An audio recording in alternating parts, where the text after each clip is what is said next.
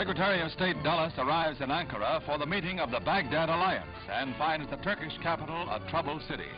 2 bombs, set off just a few hours before his arrival, blasted American property, the American Publications Bureau, and the warehouse wall inside the embassy compound.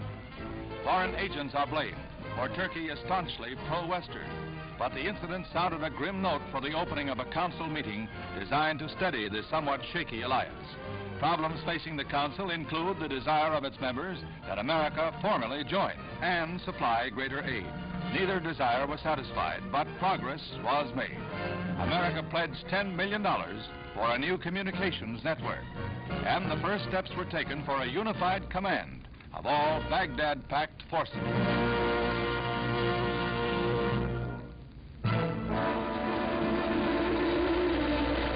The technological wonders of the age of missiles include a lot besides the mighty rockets. For instance, one of the world's most amazing cameras, tested at a recent launching of Thor.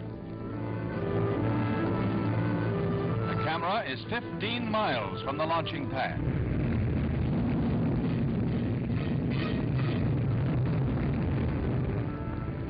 Despite the distance, despite the rocket's fantastic acceleration, the camera brings the Thor into sharp close-up and tracks along its trajectory, as these Department of Defense films show.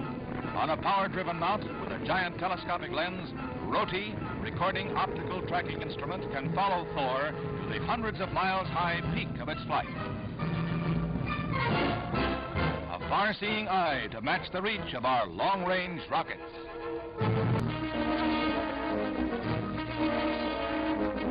At Cape Canaveral, Florida, the Army's Jupiter-C rocket is ready for America's second attempt to launch a space satellite. No relation to the IRBM Jupiter, this is a rebuilt Redstone, a 200-mile missile carrying, instead of a warhead, 3 stages of solid fuel booster rockets and the Explorer, a 6-foot bullet only inches across, crammed with electronic gear. 30 pounds of payload.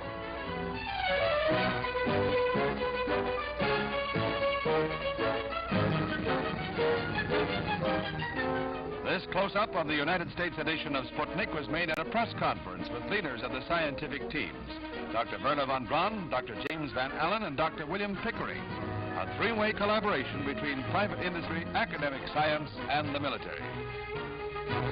Jupiter-C stands poised on its launching pad. The hours-long countdown approaches 0, a moment of enormous tension, for every missile launching is still an experiment. Any one of tens of thousands of things can go wrong, with catastrophic results. But all that can be done to assure perfection has been done. The moment is at hand. The countdown reaches 0.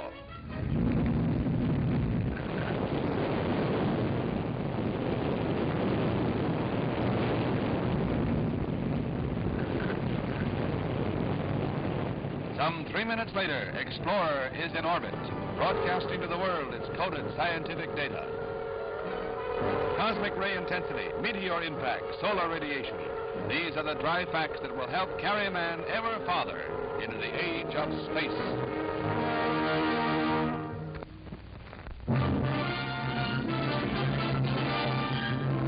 Two presidents, Gamal Abdel Nasser of Egypt and Shukri al-Quwatli of Syria, meet to make history in Cairo with the federation of their 2 states into one, the United Arab Republic. The news electrified the entire Middle East. In Cairo, cheering throngs followed the 2 leaders through the streets exultantly.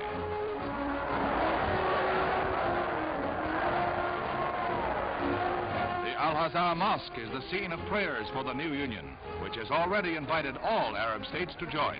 One, Yemen, is expected to bid for inclusion. The new state numbers 30 million, largest in the Mideast. Nasser has set vast forces in motion with this act. The effect on the precariously balanced Middle East, no one today can prophesy. The rest of the world, America, Russia, Israel, all remain cautiously quiet, awaiting the events that will follow on Gamal Nasser's moment of triumph.